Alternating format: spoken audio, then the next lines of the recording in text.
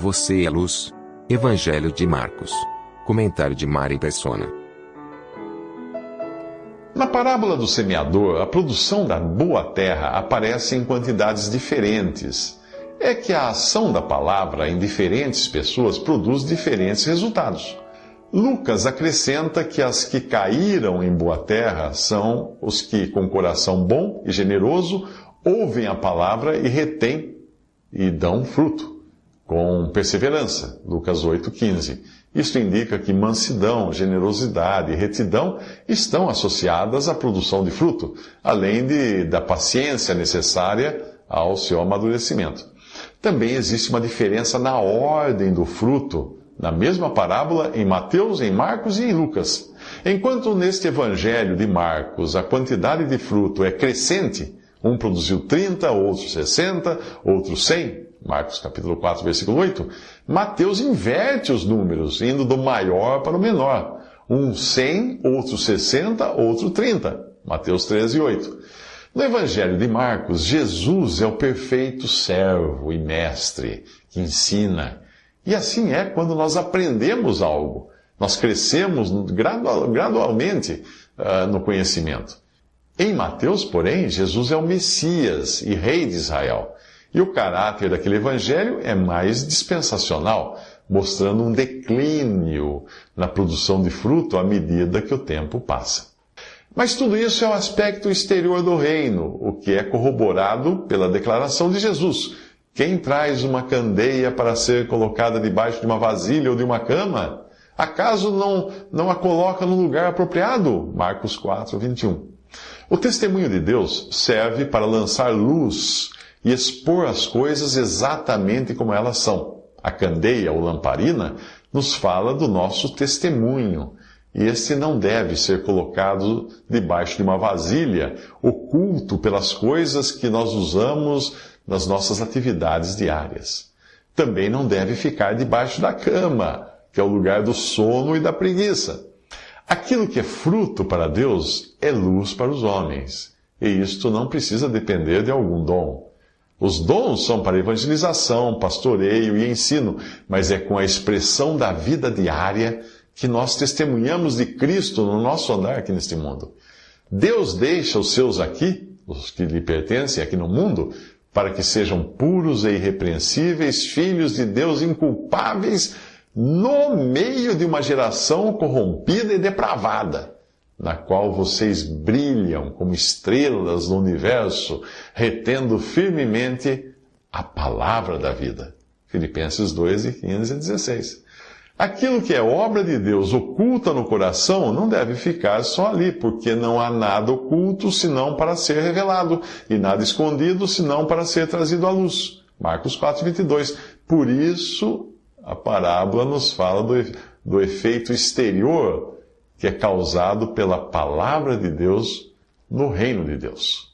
Depois de falar do efeito causado pela palavra nas diferentes pessoas e situações, Jesus alerta: se alguém tem ouvidos para ouvir, que ouça. E disse-lhes: considerem atentamente o que vocês estão ouvindo. Com a medida com que medirem, vocês serão medidos, e ainda mais lhes acrescentarão. A quem tiver, mais lhe será dado, e de quem não tiver, até o que tem lhe será tirado.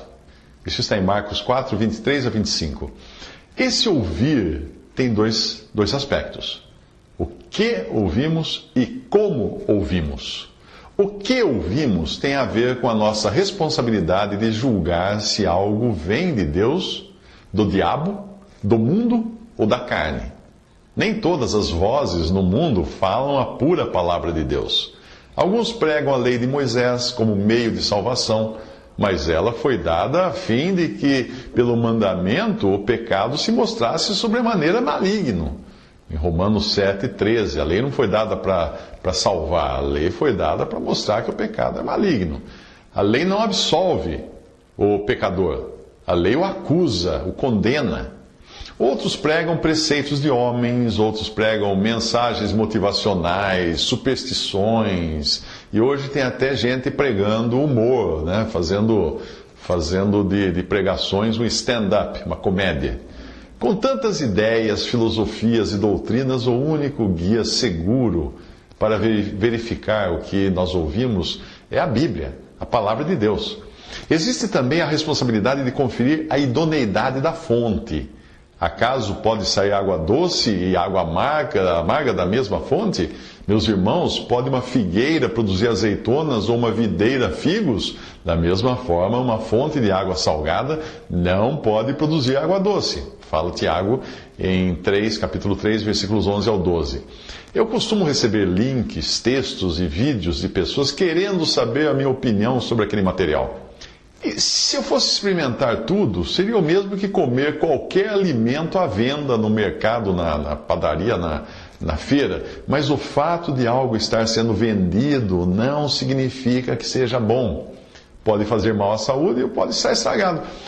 Primeiro eu verifico a embalagem, eu confiro o fabricante, os ingredientes, os conservantes, os corantes, etc. Se for alimento fresco, confiro o cheiro, porque esse pode indicar se está estragado. Existe muito lixo na internet hoje, tentando se passar por comida fresca, no sentido das coisas de Deus, mas que elas atacam só, esse lixo todo ataca as verdades fundamentais do cristianismo. É melhor nem chegar perto dele para você não se contaminar. Você precisa estar alerta. Depois de Caim sucumbir ao pecado e matar seu irmão, Deus deu a ele um alerta. Ele disse assim: saiba que o pecado ameaça a porta. Gênesis 4:7. Quem mora na zona rural, ou já morou na zona rural, sabe que ao você abrir a porta para sair de casa de manhã, pode encontrar uma serpente na soleira. É muito comum. Ela é atraída pelo calor que sai por debaixo da porta. E se você sair distraído, acaba sendo picado. O que fazer então? Pegue uma vassoura e varra a cobra para bem longe de você, sem tocar, sem encostar a mão nela e nem mesmo tentar cheirá-la. Que é um conselho, façam o mesmo com a má doutrina. Jesus alertou: considerem atentamente o que vocês estão ouvindo. Marcos 4:24. Isso mostra o cuidado com o que nos dizem sobre Deus, com aquilo que as pessoas falam a respeito de Deus. O diabo está ativo na sua missão de atrapalhar os planos de Deus. E o seu primeiro ataque será negar ou distorcer a palavra de Deus, como ele fez ao perguntar a Eva: foi isto mesmo que Deus disse? Não comam de nenhum fruto das árvores do jardim? Isso está em Gênesis 3, versículo 1. Deus não havia dito de nenhum fruto, mas que não deviam comer da árvore do conhecimento do bem e do mal. Só daquela árvore. Hoje nós somos bombardeados por textos, áudios e vídeos de pessoas que querem negar a veracidade das Escrituras. Quando isso vem de céticos e ateus, é fácil detectar as suas intenções. Mas o problema é quando os ataques partem de supostos cristãos.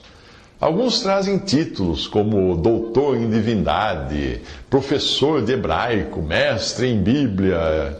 Eu vi um livro cuja capa trazia, sob o nome do autor, a seguinte frase: a maior autoridade em Bíblia do mundo.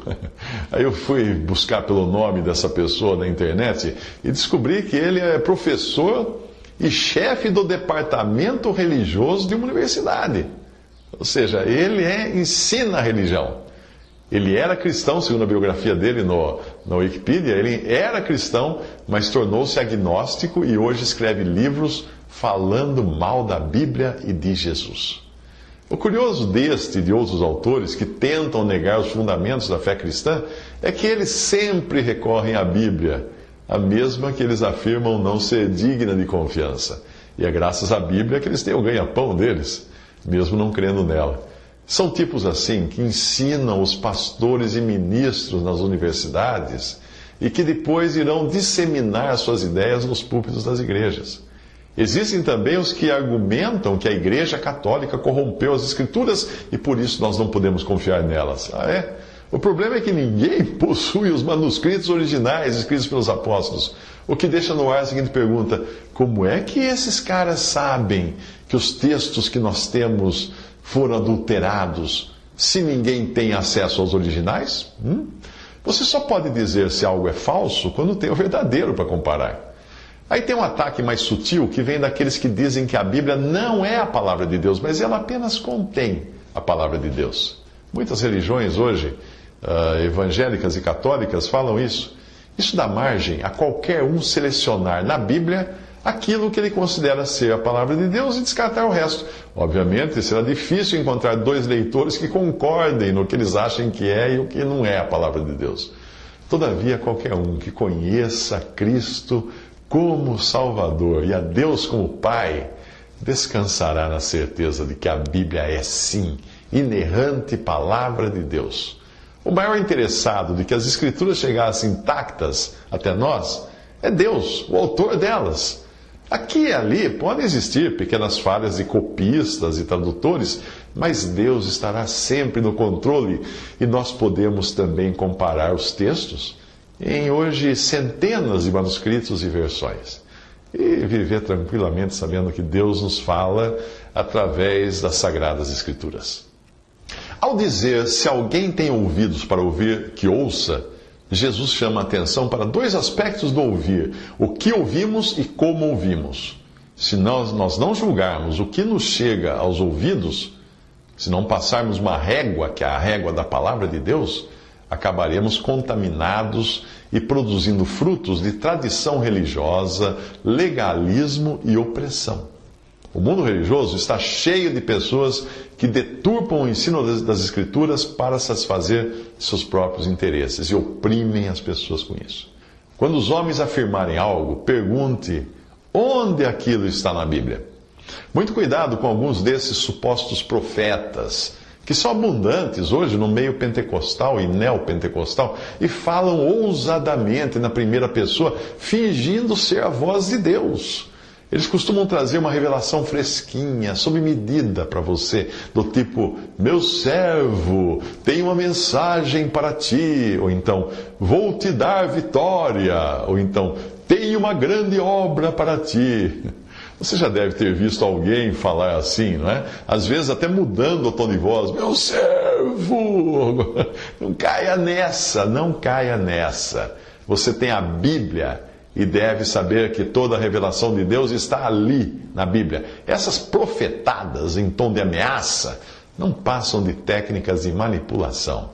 Por outro lado, o como nós ouvimos tem a ver com o que fazemos com aquilo que ouvimos, com o que ouvimos. Ou seja, o efeito que a palavra tem em nossa vida prática, é o como nós ouvimos, o efeito que ela tem, que ela traz para nós. Por isso Jesus diz, com a medida com que medirem, vocês serão medidos, e ainda mais lhes acrescentarão. A quem tiver, mais lhe será dado. De quem não tiver, até o que tem lhe será tirado. Marcos 4, 23 a 25.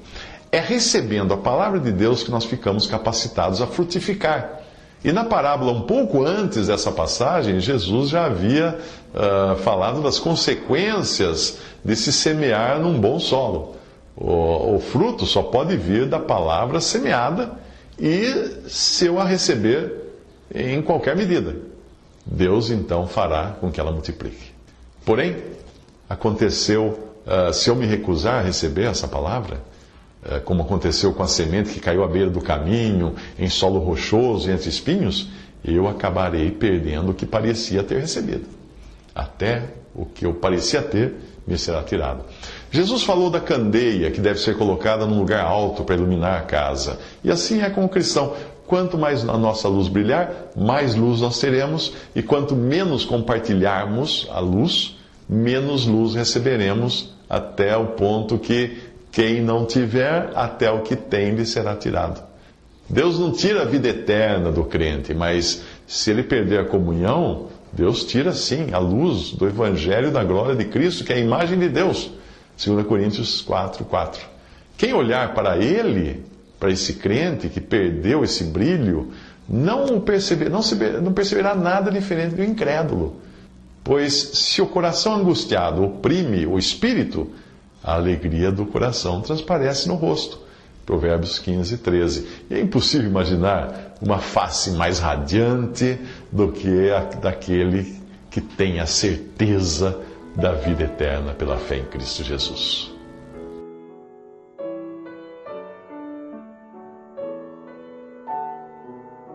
Visite respondi.com.br. Visite também 3minutos.net.